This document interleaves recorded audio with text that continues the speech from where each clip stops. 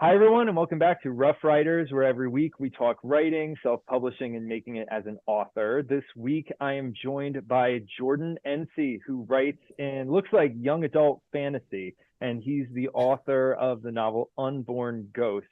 So he is actually in Vegas, so my city. So this is, it's cool to talk to another Vegas author. But how are you doing today, Jordan? So far, so good. I had a 4-day weekend, so it's been a really good time right now. Oh, nice. Well, surviving the 110-degree weather that we're Surviving. Yep, dealing with. exactly. Yeah. Yeah. Well, let's start with talking about where you got your start. Who are you and your background? I will say I saw that you were originally from Albuquerque, so I guess this heat is a little bit more normal for you than it is Yeah. for me, having moved here from across the country. But yeah, tell me a little about yourself, Jordan. All right. Yeah, I'm from Albuquerque, New Mexico. Uh, I'm the third child, but shockingly though, I was born in Florida, Hmm. St. Petersburg, but I wasn't there for like a year. I guess they moved out after, kind of like soon after I was born. But yeah, so I was raised in Albuquerque. I just moved here to Vegas like about 2 years ago, I want to say. Okay. So, uh, but yeah, no, I've always had this idea of like creating stories since I like the third grade. On my author profile, I brought my book with me too. I don't know if the camera can catch it because it's all blurred, but Okay, yeah. I've always meant I have I've talked about like where my inspiration came from called Batman. It was like a little comic book I did, like Spider-Man esque. Like I had him like full on Catman, like Spider-Man costume. He swings around the city using string. Like, oh, Spider-Man doesn't make any stuff like that. Till read the comics. So like, oh wait a minute, that's just the movie with Tobey Maguire.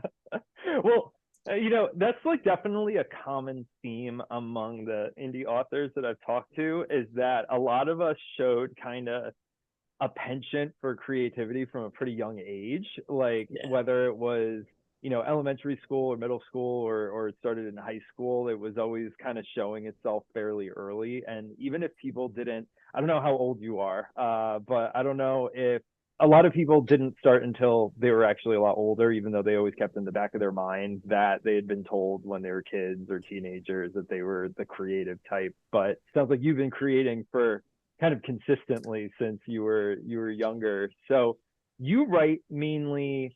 It looks like it's mainly for a young adult audience. So is Yeah. that's how you would describe it? So what makes you Most definitely, yeah.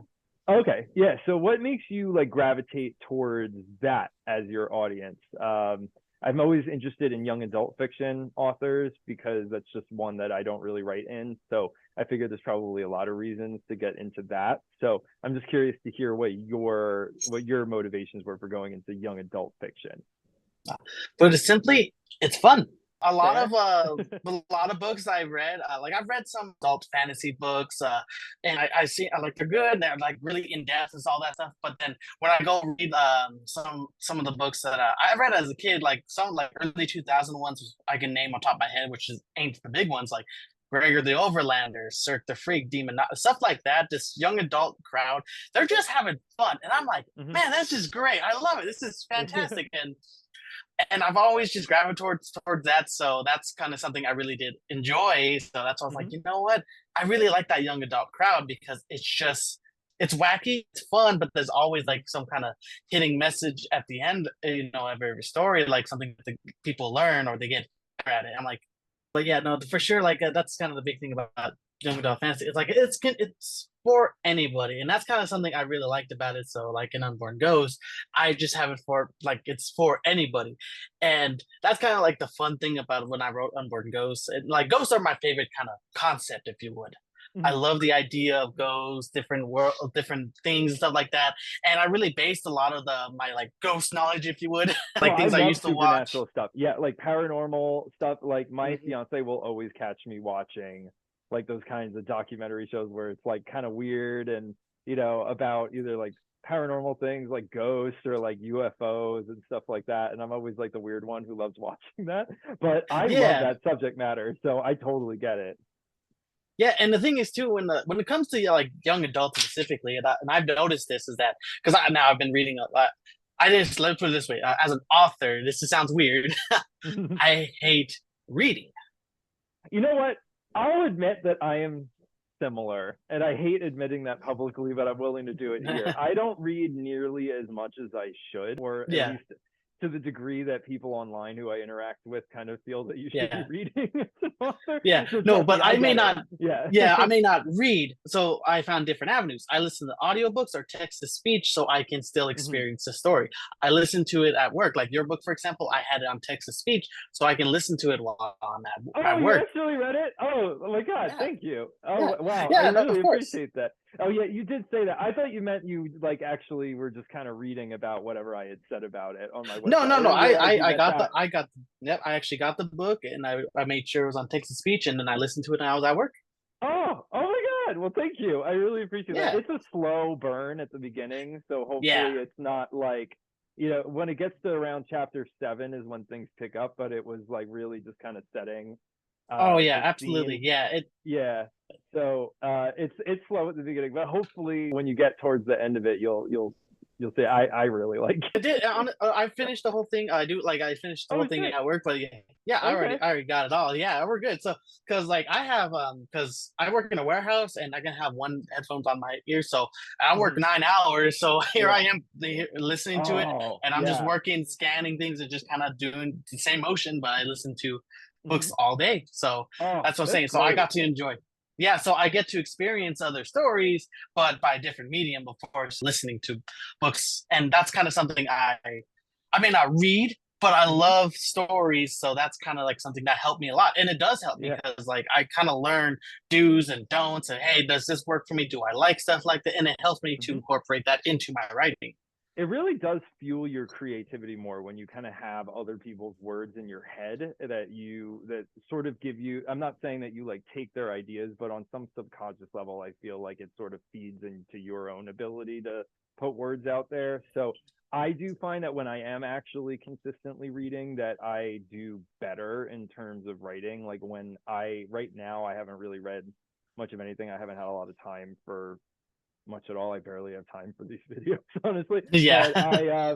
But like so I haven't really been doing a lot of writing either. Like all of my writing at this point is sort of focused on my blog and everything and trying to get this whole thing going. But yeah, when I am reading fiction consistently, I do feel like I am a little bit more creative when it comes to writing fiction. So the fact that you actually get to listen to these books all day, which I'm really envious of, by the way, Yeah.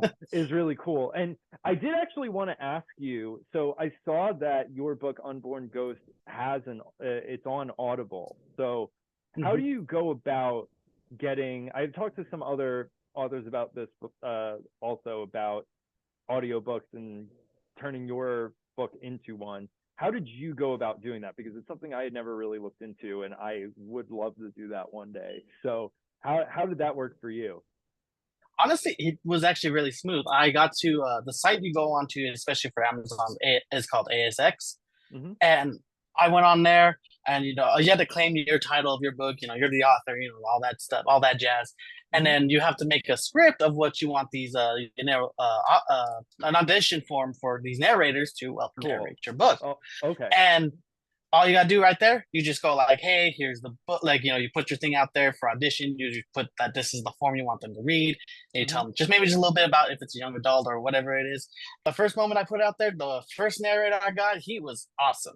He Mm-hmm. was great. He was very professional about it. And something he did tell me that it was very important for me to know is that a lot of like there's narrators out there. They do kind of expect a big. They usually expect some form like large amount of payment if you're doing a Mm-hmm. certain plan. I was Like gonna they'll ask say, that. Yeah, I yeah, wasn't yeah, sure how yeah. that works. So they'll ask you to like maybe 100 and sometimes 300 per finished hour of your book. Mm-hmm. So if your book's 600, no, 6 hours long, you pay 300 per finished hour of that book, Okay. or 300 or whatever you're paying, right? Mm-hmm. But the guy was actually generous enough. He said, hey, we'll work out a deal for a budget because if you're on a budget, we understand. But there is another option ACX does give for some authors. Mm-hmm. It's for I think it's just like you pay, like you don't pay anything, so you just have a what is that? I can't remember on top of my head, but it's something where you don't have to pay them. They are getting paid with you. in a sense. Like when you make a Mhm. sale, they Oh, make a like they profit off get that like a too. cut of the royalties Yeah, too yeah, from yeah. any sale. Okay. Yeah, that makes sense. That so that one would be like you don't really need to front a lot of money then, No, right? no, and that was more like he told me, but those are like kind of more inexperienced narrators who are trying to get their foot out there. Those are for Okay. people like, hey, I want my voice to get out there, to be known. So Hmm. those are some of those you'll get, and those are still, still a viable option to get obviously Yeah, a absolutely. voice, and Hmm. because no one wants to do AI voices, that's Oh God, no. Yeah, yeah, yeah. I've heard nonfiction kind of like technical stuff that was read by AI, and it sounds fine yeah, if it's like nothing yeah. dramatic, but I couldn't imagine that an AI generated voice will be able to read fiction and Nah. different characters and all of that particularly well. Exactly, and So that's one yeah. thing too. I try to listen when I do. Like I said, I openly say I listen to text to speech because I Hmm. want to still be listening to the story, even though that's not honorable. I want to experience the story. So, but usually if I do find out, hey, this guy has the audiobook down, I get that guy right away. I'm like, yeah, Yeah. finally, I can listen to it. Hmm. So, I support in a sense like, oh, if you there's not an option right now to listen to it, there's an option right there. You can still support the author, of course, but there's an option to do it. But if the official option is out there to listen Hmm. to the narration, buy that guy instead. I'm Yeah, telling I you. need to do that. Like, not even just for my books to get it as an audiobook, but I really need to just start listening to audiobooks instead because I like my commute. So I'm driving from all the way in North Las Vegas to Henderson every day.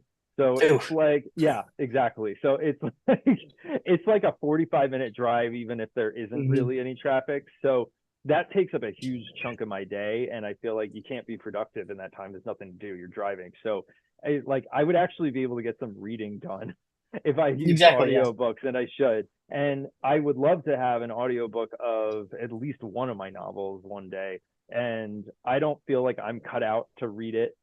Like as I like it when authors will do their own narration. Not always. Like I don't think Stephen King has a great voice. So Hmm. I find it distracting when he narrates his own stuff.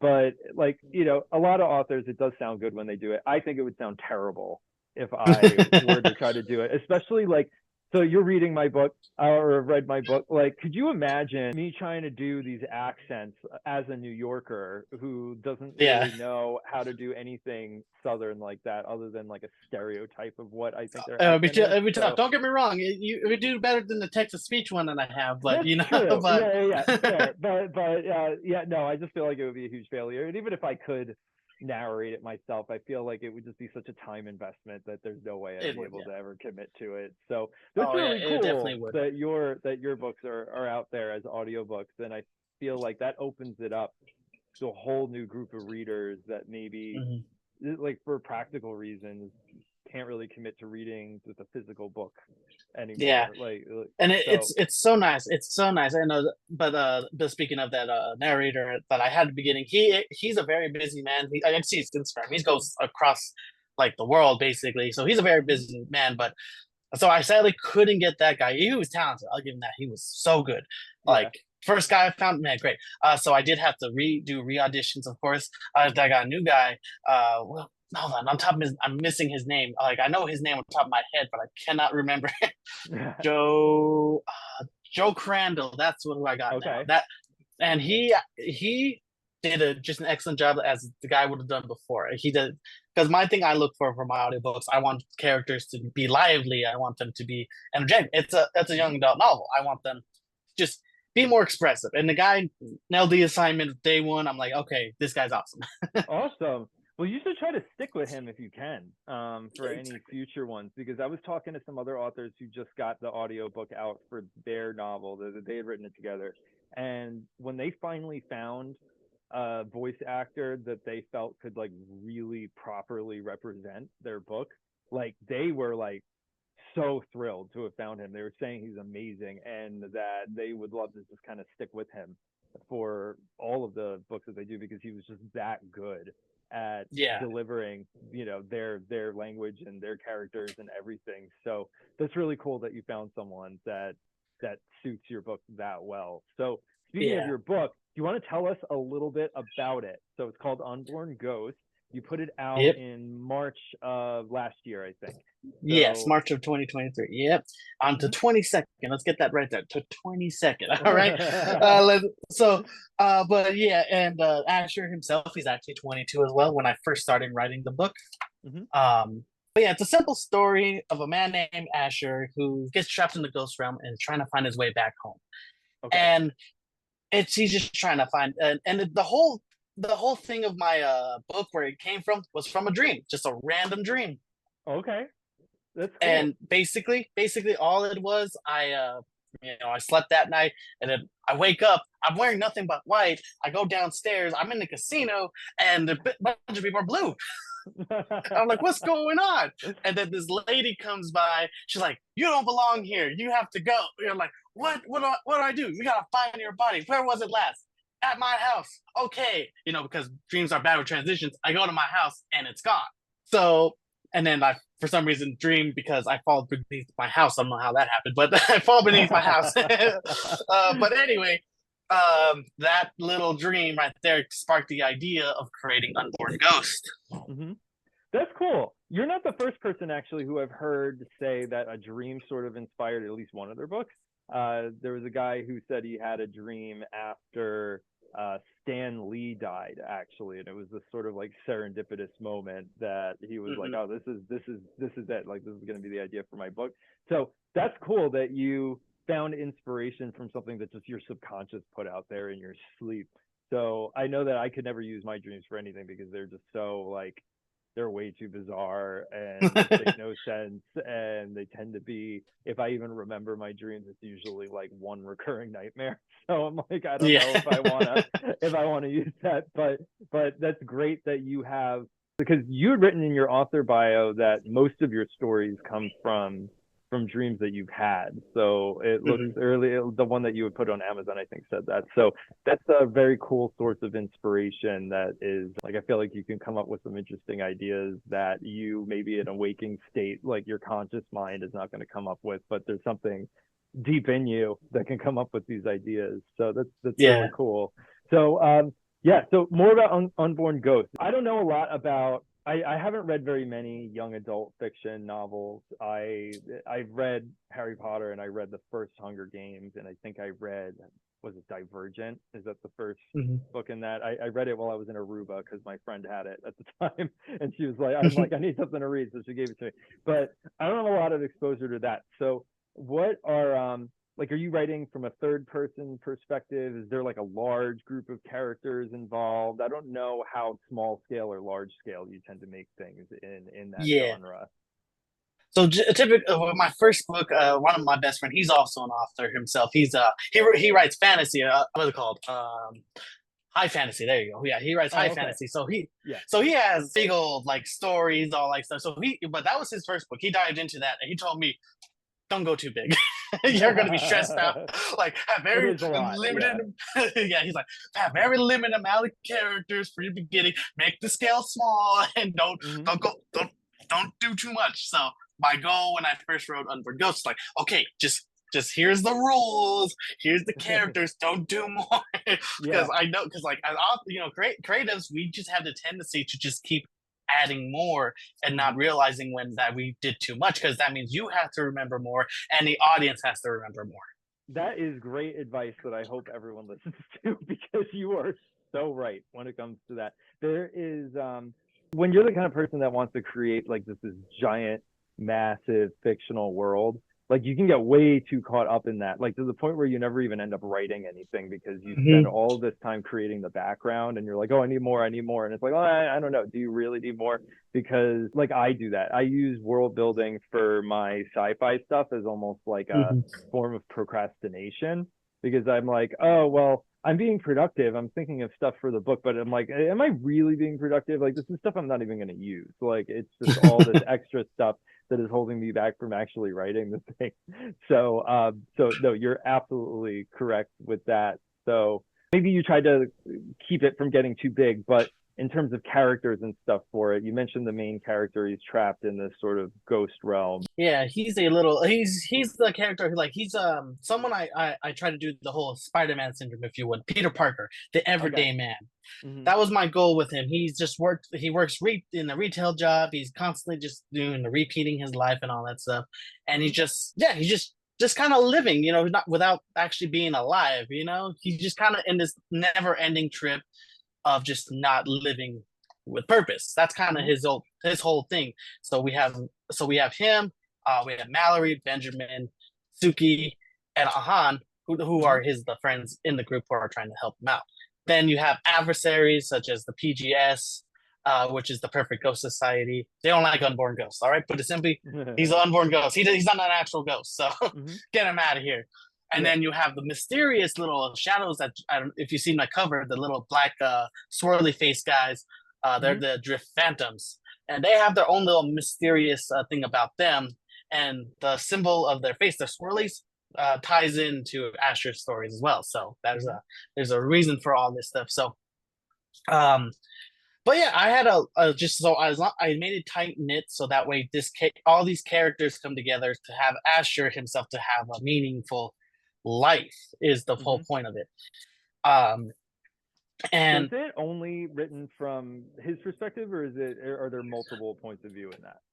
it's a third person point of view, but it's mainly just on Asher's perspective. Okay. So Yeah, like, I yeah. like So when I wrote my sci-fi novels, I honestly think looking back that I maybe shouldn't have done as many points of view as I did. I feel like it made it a little harder to follow. So when I wrote Devils and Sunday Hats after that one. Although I had been working, actually, I guess I had been working on it on and off for like a lot longer, but I ended up mhm. finishing it and releasing it after I wrote my sci-fi novel. And doing it from only 2 points of view was so much easier. And it was Yeah. just a lot easier to get people to be able to follow it, I think, because I mean, also writing in general fiction is a little different because you're not putting any sort of like exotic names or anything in there that are Hmm. very like sci-fi or fantasy kind of aliens kind of names. Like Hmm. Yeah. I didn't have any of that, so I guess that in itself makes it a little easier to follow.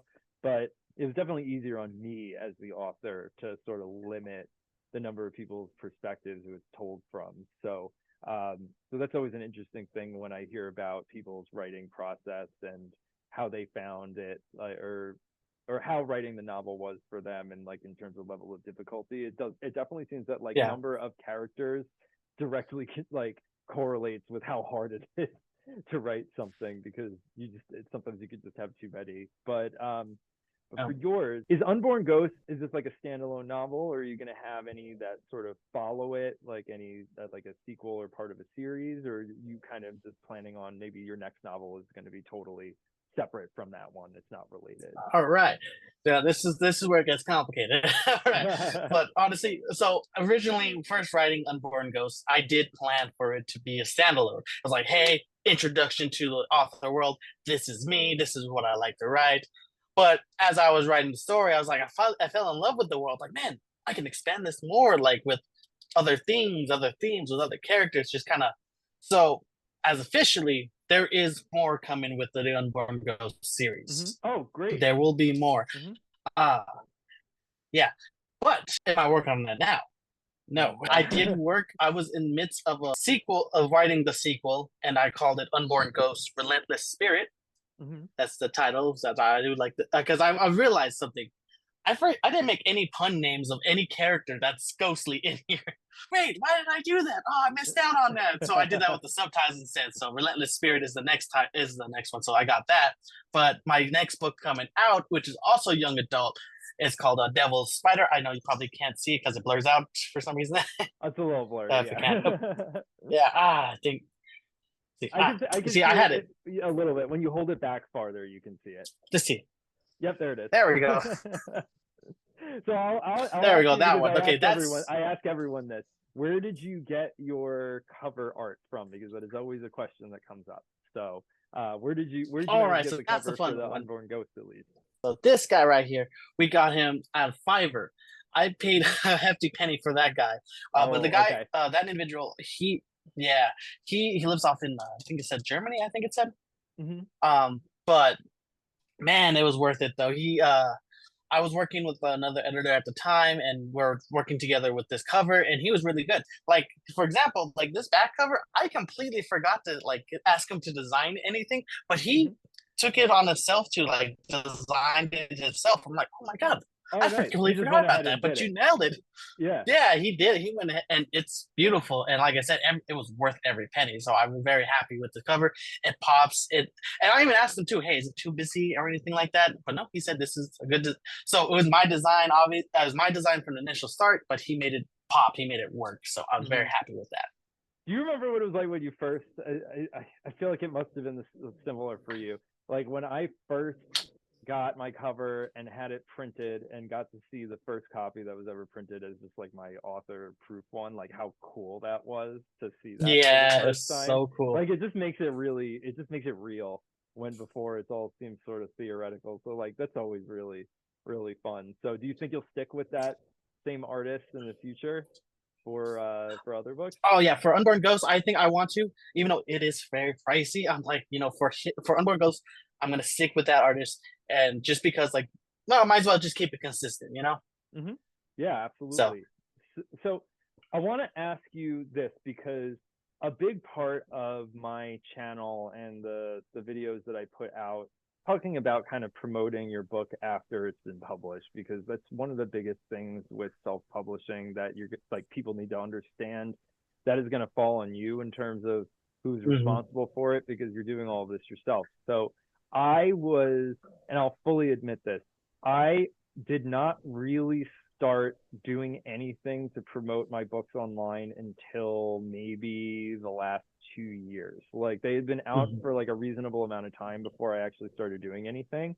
So, and I've managed to do okay in terms of the people who are downloading it. Like it's hard to get a lot of people to actually review the novel, which seems to be something that is always hard for people to actually get people mhm. to write things. But in terms of selling, I've done okay, at least with one of them. Devils and Sunday Hats I never promoted, and I should have, even though that's the one that was like a finalist for like, international contests and everything, and I still never bothered to do anything with it. But now I'm starting to. But you're very active on like TikTok and Instagram, and I see that you like I was looking through your stuff and saw how much that you actually put up there about your books. So it looks like you kind of understood that that is something you're going to have to do yourself. So, Yeah. so what's that like for you? Because I still prioritize just like my writing videos over me talking about my books. If anything, I really don't talk about them that much, but Mhm. I would like to start talking more about them. But how Yeah. was that experience for you? Like what kind of do you have any suggestions for people who are maybe new to promoting their book online and are just looking for some tips on even how to get started with that?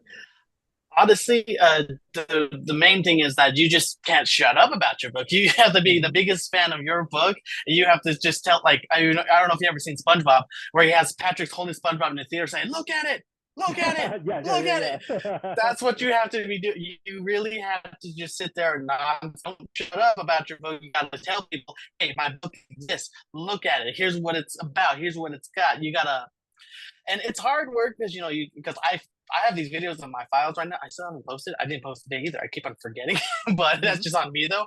Yeah. Um, No, I can relate. I'm but terrible if with you are too scheduling. camera shy, there, yeah, I like my buddy of mine. For his fantasy book, he doesn't do anything because he even says he's camera shy. He doesn't know what to do. I'm like, the best option to do is just get a picture of your book, just maybe list some of the traits it has in there and your genre, and just Hmm. kind of just run with it. Get a nice little background. Use CapCut because they have a bunch of like edits on there. Oh yeah. Do that, and that was still like, even though you're not talking about it, you can still have people recognize it because the idea isn't for you. What I learned, the idea isn't for you to just to make videos and you to have it out there. The idea is for people to see your book. Oh, for So as long sure. as they Yeah. know, they see it, they know it exists, and there's potential right there, and that's Hmm. always the idea. It isn't for you to sit there, oh, making it only 200 people see it. No, that's the idea. You want people to see it because that's the hard part right there. There's so many people out there, and we're all indie authors. We want everyone to see our book, but that means there's competition, and it's Hmm. as far as I can tell for all of us indie authors. it's friendly competition. Like we all want us to Oh, for succeed. sure. Yeah, yeah. Like I've said that to other people that I was so surprised by how supportive that whole community was on TikTok when I just sort of my cynical side is gonna it just I automatically assume that people are gonna be really competitive and kind of like we're competing for the attention of readers, therefore I shouldn't sit here and try to help anyone else out. And that's really Yeah, what I thought it was going to be, and it's not that at all.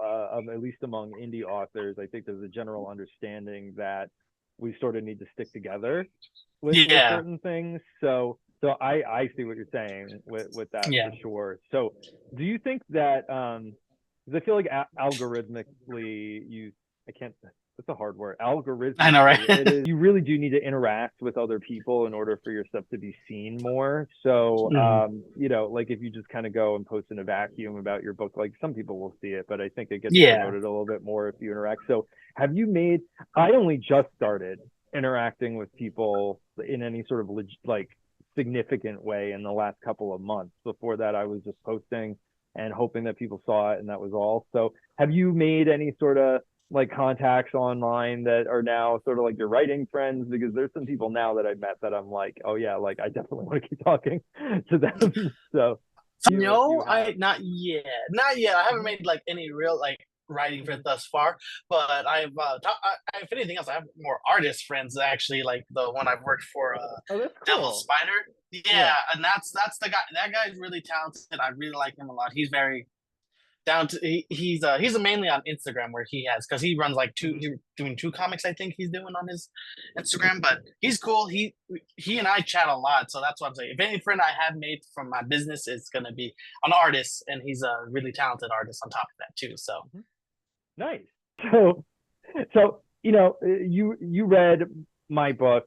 I put a lot of my personal issues into there. I don't know if like people in my personal life when they read it don't tend to catch on to what I'm talking about, but there's a lot of things that I was personally insecure about that I sort of put into there as a way of sort of sorting through it. So some of the characters are little aspects of myself where like it just represents certain things that I have dealt with or have struggled with in terms of self-image and stuff like that.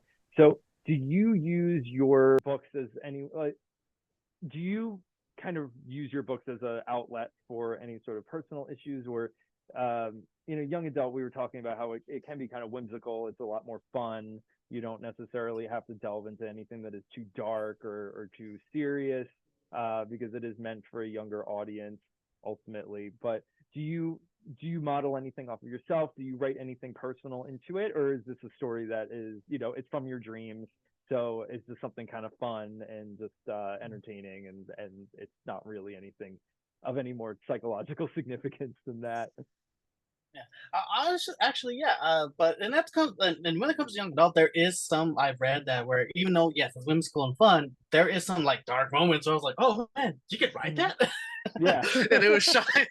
Wait, you could do that and still be like if sorry to get off topic, but for No, example, you're there's good. a young adult novel I read called Demonata, Hmm. and it's classified as young adult, and the parents die brutally, and I mean brutally gory by demons in the first three chapters. Oh, okay. So it went in that direction. So it's it could get, but when it comes down to it, like there's points in Unborn Ghosts, like where he doesn't want to continue in a way to move on because he feels like he's worthless and stuff like that. So there is some dark moments, especially in Unborn Ghosts, and one particular character who definitely has something dark about her past is Mallory. She's definitely the second protagonist of the story. Um, and she herself goes on the journey in the story herself. Uh, like for her, she considered herself a failure in life and a failure after death. Hmm. So her journey Oh, is about okay. success, where Yeah. Asher is yeah. So and Asher has the inverse of saying where about living with purpose, and that's kind of the whole idea of the story. Is Valerie is a catalyst of saying, "Hey, never give up." Hmm. And the result is Asher learning to live with purpose. Like that's the last. For example, like one of I've in my book I've been told by multiple different people they cried at the end, which Oh, is great. You That know, is as an author, great. they cried at the end. That's a huge Yeah, and you're compliment. like, If you can really yes, like move someone to tears, then I feel like you've done something yeah. right.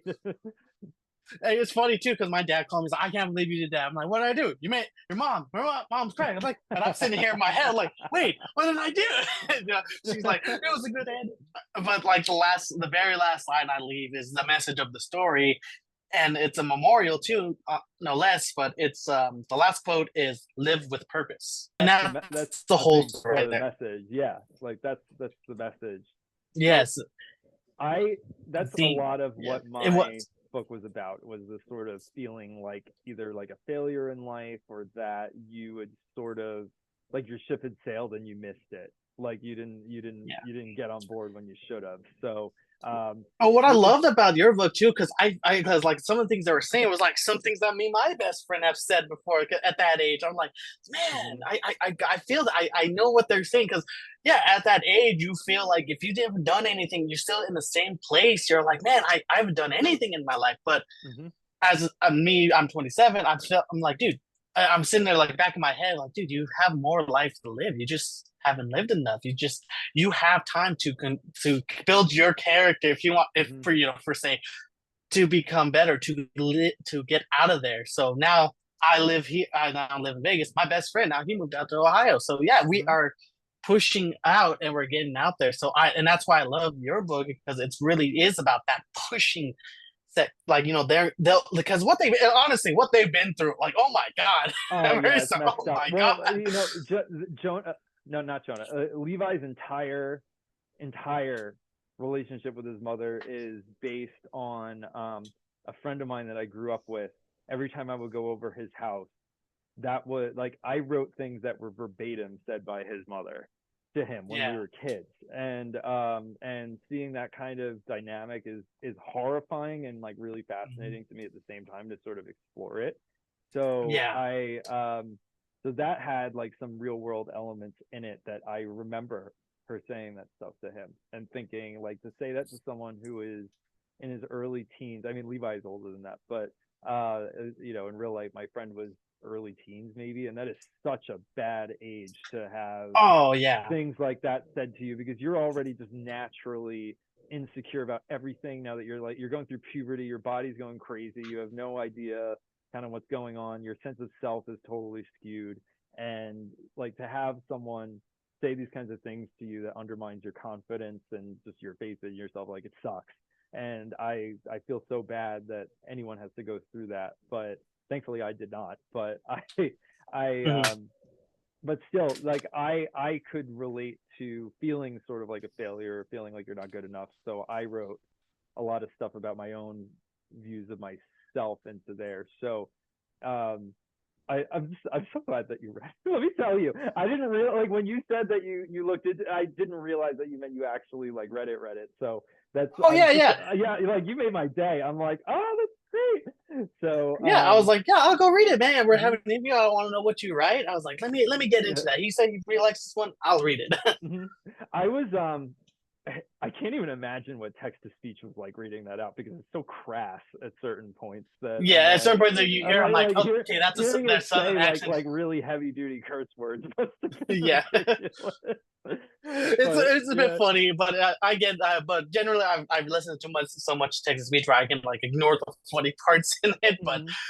But Yeah. it does. But I still got the story across. Like Jonah's my favorite character, hands down. I'm gonna say that right now. Jonah is Yeah. just God To with me, that church scene at the end right there, where he oh just yes, the whole thing. I okay, I'll say my favorite. I think my favorite scene that I wrote and I had the most fun with writing was when the Von Braun family shows up at the church for the first and only time Yep. after their son, who is based on my co-author from my sci-fi novel. I don't know if I ever Mhm. told him that. This may be a revelation to him, but that character is almost entirely him. Like, I was writing what he was like before, like when I first met him, and he was a little bit more erratic. But that scene was fun for me. And then going into, I think I only did it in one scene though, going into Charlene von Braun's like backstory and sort of how Mhm. she met her husband. I think that was one of my other favorite ones to write. So I know that I had talked about this in a video, and it was not well received by everyone, where I was saying that I felt that, when you hear that advice like show don't tell, and they're saying Yeah. you should never tell, you should always show. I was saying that that's not always the best advice. Like, I wasn't saying it was bad advice, but I was saying that like treating it like a rule is not always the best way to go, because you end up limiting yourself in certain situations. And I feel like Devils and Sunday has I tell a lot. Like, You there's do. a lot of like long kind of, um it's like flashback in more like narrative form. I don't really know how to explain it, because I feel like it is sort of like, I've seen other people do it, but it's definitely part of my writing style that I have a tendency to do that, and I think I execute it well. Like, I've always gotten like good feedback about it. I'm sure it's not everyone's cup of tea, which is totally fine. It's never going to be everyone's thing, but that was something that, you hear that rule, and I don't know how you feel about it. Like, when people say show don't tell, like, for you, is that Actually, on my something that is? reviews, I got a couple. Yeah, on my Yeah. reviews, I got a couple of people talk about I need to show more than tell, which I could Mhm. sit there and go point out. I'm like, yeah, I guess because I remember when I did some beta reading for Unborn Ghost, the first people saying, "Man, I don't understand some of these things here. Can you explain a little more?" So I think I made it tip the balance just a little bit more to that side of telling more. But I Mhm. think it's more that I'm telling so much more about the abilities of my book, like because every ghost have some different kind of abilities that they can do. Mhm. So because I remember I showed there's a couple of things where I showed first. Like that was my initial thing. I was showing everything first and didn't really explain it. Then everyone said, "I don't understand how any of this stuff works. Explain Mhm. it." So Yeah, they're I, like, well, you need to explain it somehow. I've had other fantasy authors say that to me, where, because that's something that, as a sci-fi writer, you occasionally have to sort of explain how certain things work, because it is something that is so foreign to the real world that you can't just rely on the idea that the reader is instantly going to understand it. But yeah, fantasy authors were saying that, especially for like the magical elements or the more supernatural stuff, that you do need to find ways to sort of explain to the reader how this stuff works, because otherwise they're going to be sitting there like scratching their heads and trying to figure it out, and then be sort of distracted by trying to figure it out, as opposed to actually paying attention to your story. So yeah, I see why you would have to. I feel like you just have to tell sometimes. Like, exactly. Yeah, there's yeah. really no way around it. So. Yeah, sometimes there's not. Yeah, so that's what I'm saying. So now that I have the explanation out of the way, now I don't have to explain it anymore. I can Mhm. go, okay, we're done now. We can just have fun. Yeah. Cool. Well, I really appreciate you being here. We're a little short on time now, so I guess I'm going to sort of wrap it up, but I'm going to direct everyone over to Jordan's book. It's not The Unborn Ghost, it's just Unborn Ghost. So that's available on Amazon and as an audiobook. So I will probably check that out for my commute this week, because I really need to start listening to audiobooks more. So it's cool to me that it is available in audiobook format, but go check out Unborn Ghost. It's a young adult fantasy, and it's available on Amazon. And I just want to thank you so much, Jordan, for being here. I really appreciate you taking the time to talk to me, and especially as a fellow Vegas author, where I feel like our city is known more for strippers and drugs than it is for actual like literature. I think it's great that Yeah. someone else is living here who's into that. Yep. So yeah, thank you so much for being here. Not a problem, man. I had a fun time here too, man. Thank you for even doing it in the first place. That's awesome. Yeah, definitely. So I'm hoping that I can at least help a few people out, and it is really fun to just meet other people, when I used to really just write in a vacuum and never really interact with anyone else. So it's really cool to meet so Yeah. many people. It was really cool to meet you. So Yeah. so everyone, again, go check out Jordan's book. I will also put a link to all of his social media, and he's very active on TikTok and Instagram. So go check that out as well as his book. Please stay tuned for next week's episode. Make sure to subscribe so we can keep supporting more indie authors out there. So until next time, thanks so much for your support, everyone, and God bless you all.